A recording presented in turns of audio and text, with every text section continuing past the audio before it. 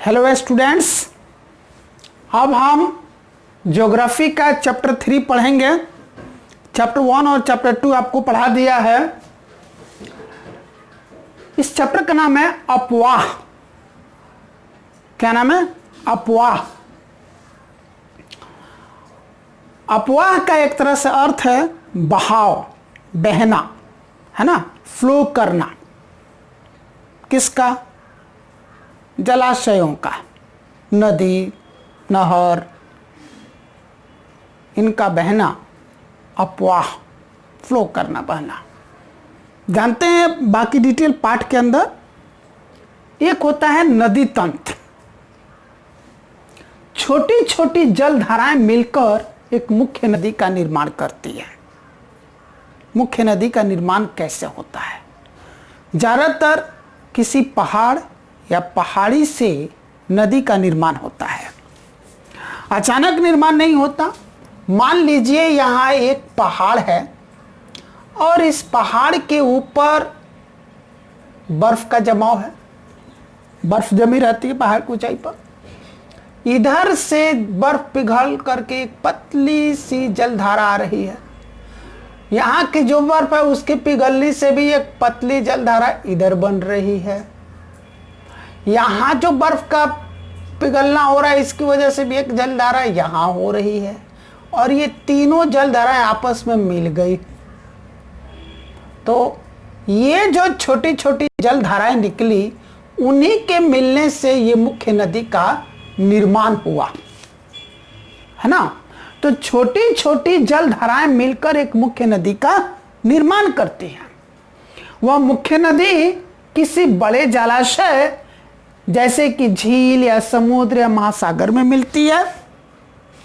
ये जो छोटी छोटी जलधाराओं के मिलने से इस मुख्य नदी का निर्माण हुआ, ये नदी तो बहेगी और बहेगी तो अपने साथ ढेर सारा पानी लेके जाएगी।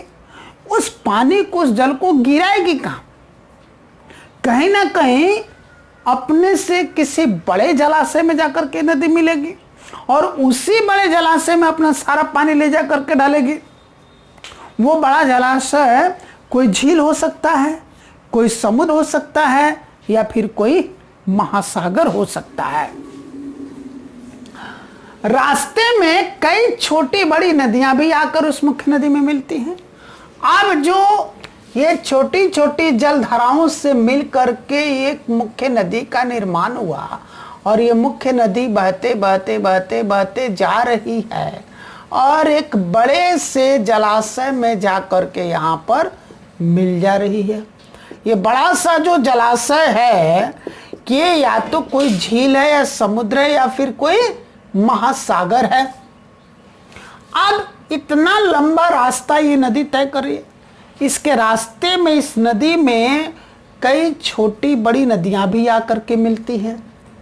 इधर से मान लीजिए यहाँ एक नदी आकर के मिली, एक नदी ये आकर मिली, इधर से भी एक नदी आकर के मिली। ऐसी कई छोटी बड़ी नदियां आकर के मिलती हैं।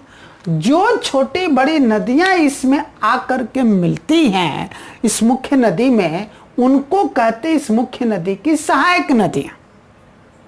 जैसे कि आपने गंगा का नाम सुना होगा। गंगा एक मुख्य नदी है। उस गंगा में आकर के यमुना मिलती है। यमुना क्या हो गई? गंगा की सहायक नदी हो गई। ऐसे ही जो भी छोटी बड़ी नदियां आकर के मुख्य नदी के अंदर मिलती हैं, उनको उस मुख्य नदी की क्या कहते हैं? सहायक नदी। सहायक नदियां होती हैं। अब कई बार मुख्य नदियां कई धाराओं में आगे चलकर बंट जाती हैं। यहां पर क्या हुआ कि एक बार फिर से मैं आपको फिगर बनाकर समझाने की कोशिश करता हूं कि यहां पर मान लीजिए इधर पहाड़ वगैरह थे, यहाँ से ये कई सारी छोटी छोटी जलधाराएं आकर के मिली और उनके मिलने से एक मुख्य नदी का निर्माण हो गया। ये मुख्य नदी जा रही है, जा रही है, जा रही है। अब इसके रास्ते में आकर के इस रास्ते में कई ऐसी छोटी बड़ी नदियां इसे मिल रही हैं। इन छोटी बड़ी नदियों को क्या कहते हैं? सहायक नदियां। अभी उदाहरण दिया था, जैसे गंगा में आकर के यमुना मिल रही है तो यमुना नदी क्या हो गई? गंगा की सहायक नदी हो गई। उसी तरह से ये नदी जब आगे बढ़ रही है तो ये खुद भी कई धाराओं में आगे चल करके बढ़ जाती है, यानी कि इसी अब नदी का पानी कई धाराओं में आगे चल करके बढ़ जा रहा है। ये आ रही थी हमारी मुख्य नदी जी, इसमें ये छोटी बड़ी नदियां आकर मिली, इनको तो सहायक नदियां कहा, और यही नदी खुद आगे चल करके कई धाराओं में बंट गई, है ना। जो सहायक नदियां आकर के मिल रही इनको कहते हैं ट्राइब्यूटरीज, और जो यहां से अलग हो रही इनको कहते हैं डिस्ट्रीब्यूटरीज। तो इतनी सारी इसके ट्राइब्यूटरीज हो गई, इनकी डिस्ट्रीब्यूटरीज हो गई, ये अलग डिवाइड होकर बह रही हैं। वितरणिका कह सकते हैं, वितरण डिस्ट्रीब्यूशन कर देता ना वितरण, तो ये वितरणिका कह सकते हैं इनको। तो इतनी सारी डिस्ट्रीब्यूटरीज हो गई और ये ट्राइब्यूटरीज हो गई, और ये आगे चल करके ये फिर किसी बड़े जलाशय में मिल जाती है। बड़ा जलाशय कोई एक झील हो सकता है, कोई समुद्र या कोई महासागर हो सकता है। तो ये सभी छोटी छोटी जलधाराएं जिनसे मिलकर मुख्य नदी बनी है, यह मुख्य नदी और इस मुख्य नदी की सभी सहायक नदियां और इस मुख्य नदी में से निकलने वाली सभी की सभी ये जलधाराएं, ये सब एक साथ मिल करके एक तंत्र का तैयार करती हैं। तंत्र का अर्थ होता है सिस्टम।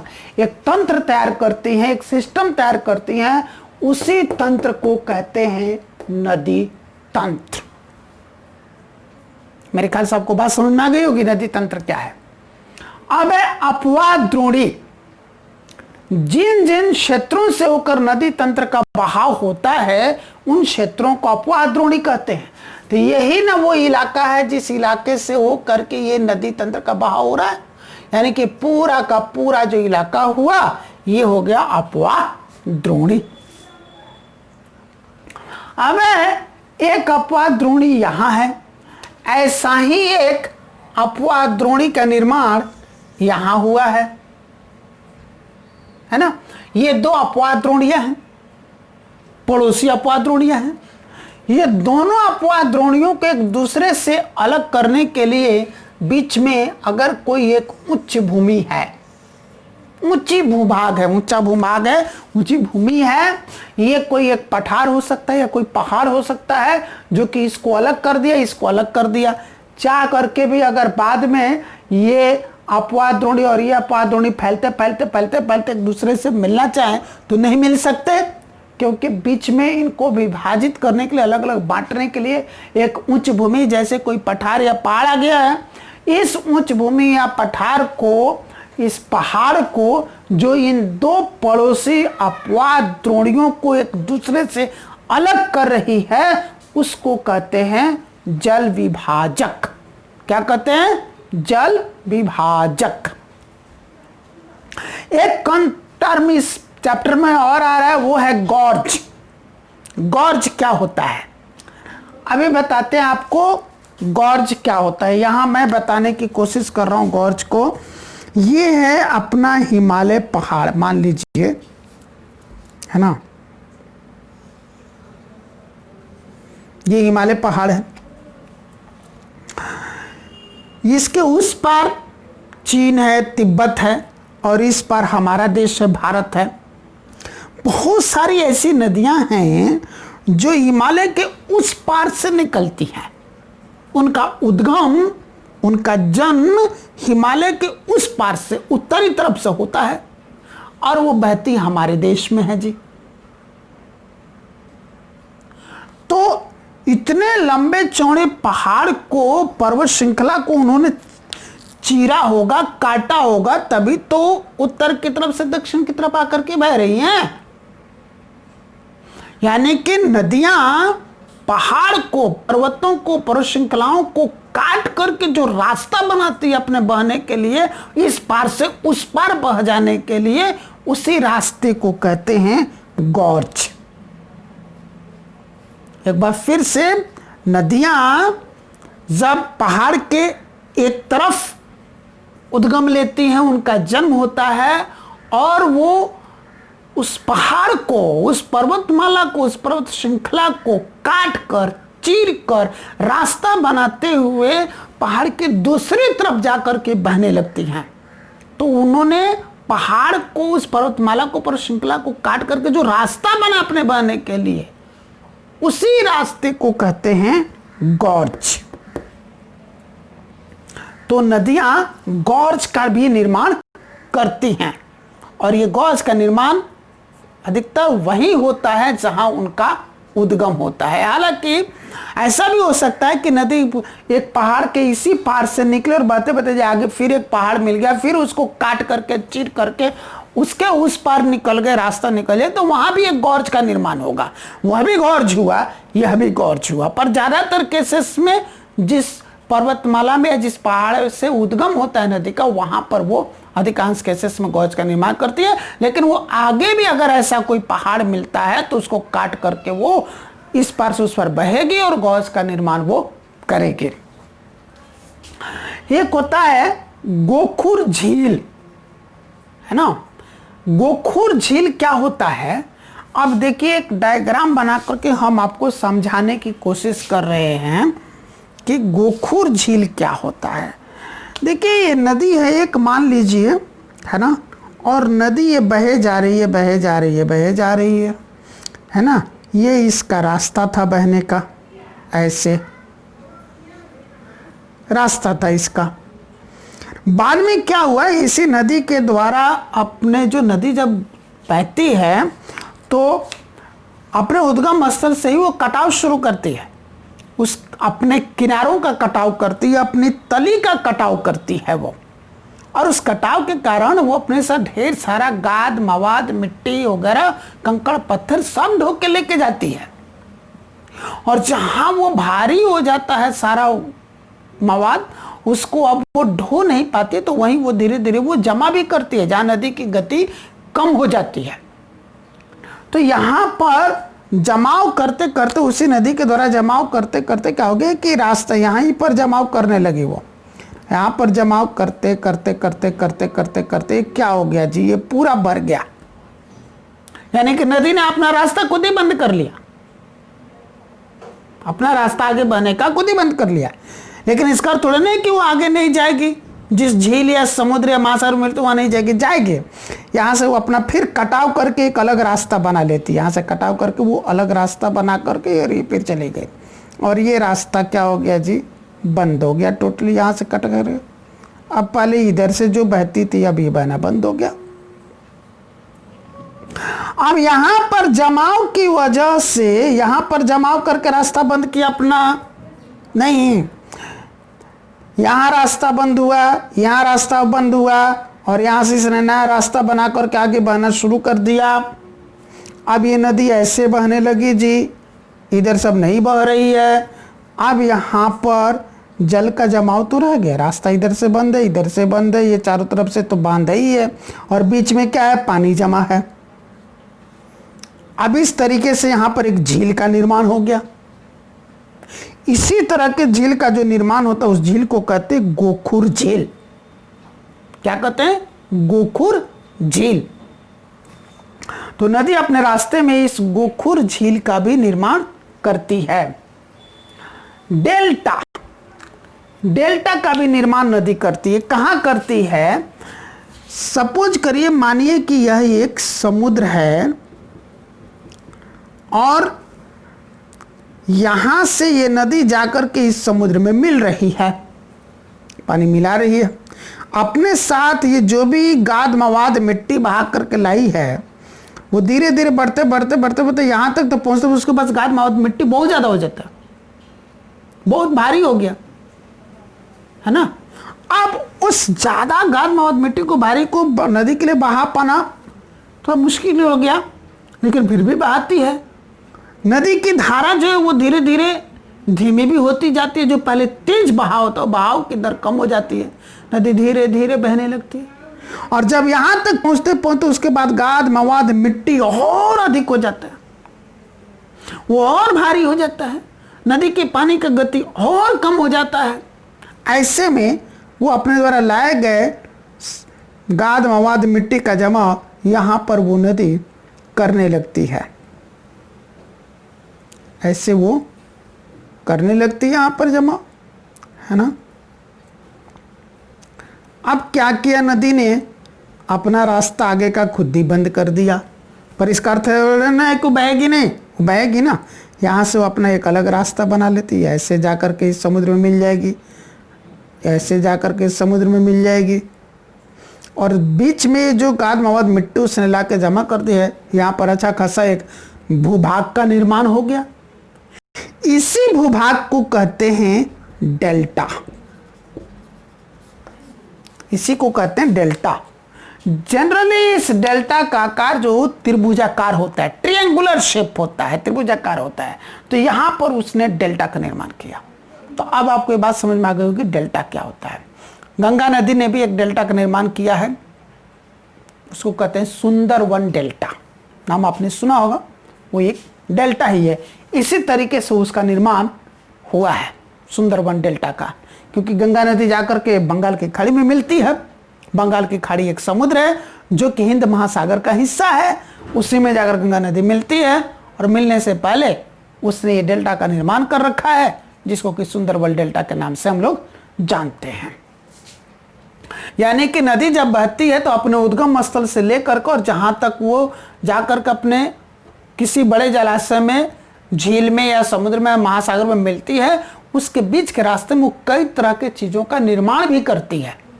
और निर्माण दो तरीकों से करती है। एक तरीका ये कटाव करके, या तो अपने ही किनारों का, अपने ही तली का कटाव कर करके एक नया निर्माण करती चलती है ना, अपने रास्ते बदलते चलती है।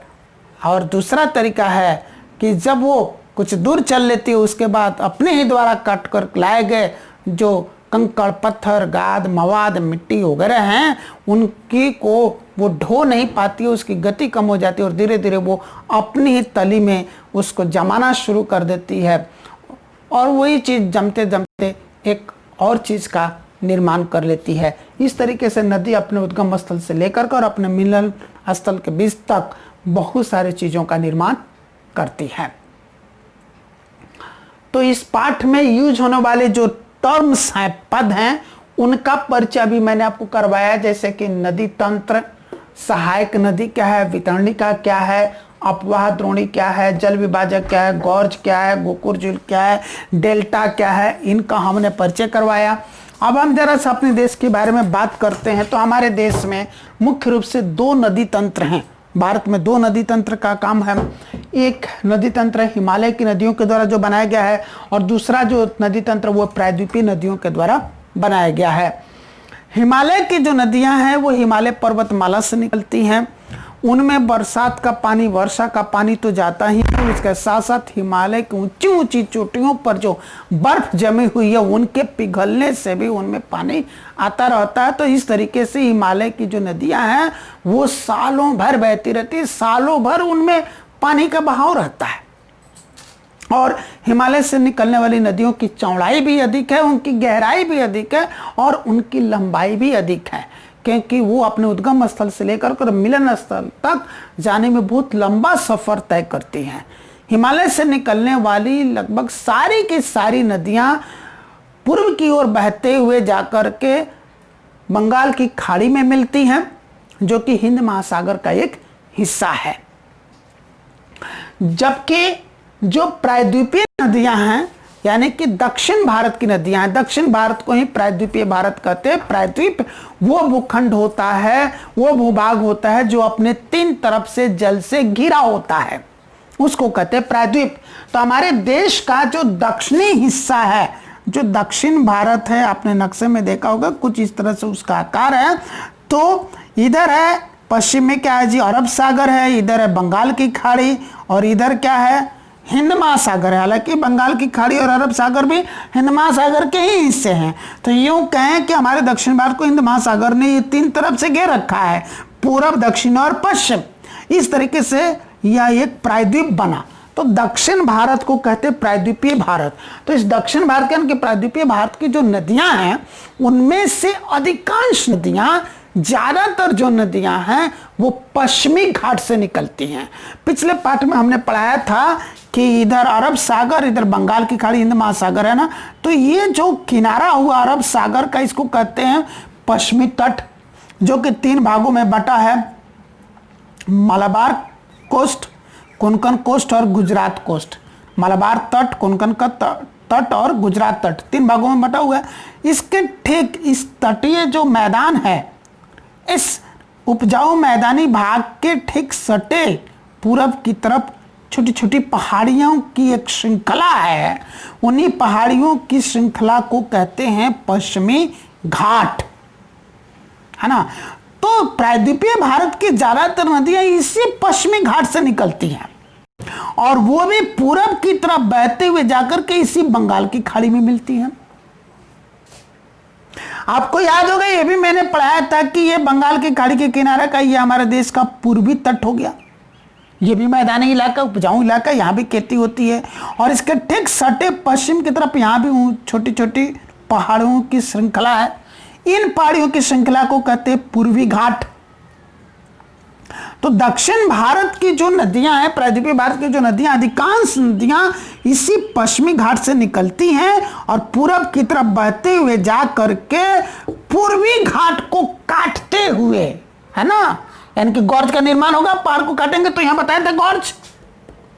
तो पूर्वी घाट को काटते हुए पूर्वी तट में प्रवेश करती हैं और फिर बंगाल की खाड़ी में जाकर के मिल जाती हैं। तो गॉर्ज का भी निर्माण करती हैं और जब उस पार जाकर के बंगाल की खाड़ी में मिलने वाली होती है तो इनके पास गाद मवाद मिट्टी इतना होता है कि उसका जमाव करते अपने मुंह आने पर, यानी कि जिस जगह बंगाल की खाड़ी में मिलते हैं वहीं पर जमाव करती हैं और वहां पर ये डेल्टा का निर्माण करती हैं। तो प्रायद्वीपीय भारत की अधिकांश नदियां पश्चिमी घाट से निकलती हैं, पूरब की तरफ बहती हैं, पूर्वी घाट को काटते हुए चीरते हुए वो पूर्वी तट में प्रवेश करके फिर उसके बाद बंगाल की खाड़ी में मिलती हैं, यानी कि गॉर्ज का निर्माण करती हैं और बंगाल की खाड़ी में मिलने से पहले वो डेल्टा का निर्माण करती हैं, यानी कि अधिकांश नदियां डेल्टा का निर्माण करती हैं प्रायद्वीपीय भारत के। जबकि हिमालय की जो नदियां निकलती हैं वो उतना अधिक आगे चल करके किसी पहाड़ी को चीर करके गॉर्ज का निर्माण नहीं करती और उतना अधिक डेल्टा का निर्माण नहीं करती है। कोई कोई ही नदी है उत्तर भारत के, यानी कि हिमालय से निकलने वाली नदी की, जो डेल्टा का निर्माण करती है, लेकिन यहाँ अधिकांश नदियाँ ये काम करती हैं। इन नदियों में जो ज्यादातर वर्षा का जल आता है और ग्रीष्म ऋतु में, गर्मियों में वो पानी सूख जाता है, यानी कि इनमें सालों भर पानी का बहाव नहीं रहता, जबकि उत्तर भारत की नदियों में, यानी कि हिमालय से निकलने वाली नदियों में तो सालों भर पानी बहता है।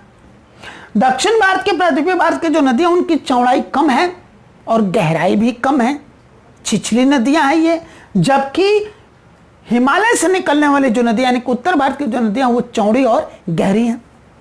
वो अपने किनारों का कटाव ज्यादा करती हैं, जबकि अपने किनारों का कटाव कम करती हैं। और ये सारी की सारी नदियां पूरब की तरफ बह करके जाकर बंगाल की खाड़ी में गिरती हैं। ये में से अधिकांश नदियां जो हैं वो बंगाल की खाड़ी में जाकर गिरती हैं, पर प्रायद्वीपीय भारत में कुछ गिनती की नदियां ऐसी भी हैं जो पश्चिमी घाट से नहीं निकल करके बीच के किसी पहाड़ियों से निकलती है, जैसे कि सतपुड़ा की पहाड़ियों से निकलती हैं और वो पूरब की तरफ नहीं, पश्चिम की तरफ बहते हुए जाकर के अरब सागर में मिलती हैं। जैसे उदाहरण के लिए नर्मदा और तापी, ये 2 ऐसी नदियां हैं जो मध्य भारत से निकल करके पश्चिम की तरफ बहते हुए आकर के वो अरब सागर में मिलती हैं। तो ये रहा हिमालय की नदियां और प्रायद्वीपीय नदियों में अंतर। तो एक तरीके से आज हमने चैप्टर 3 का एक इंट्रोडक्शन किया, उसका परिचय किया, इंट्रोडक्टरी क्लास रहा। अब जब हम अगली क्लास में मिलेंगे तो इन सभी नदी तंत्रों के बारे में ज़्यादा गहनता से अध्ययन करेंगे। Thank you.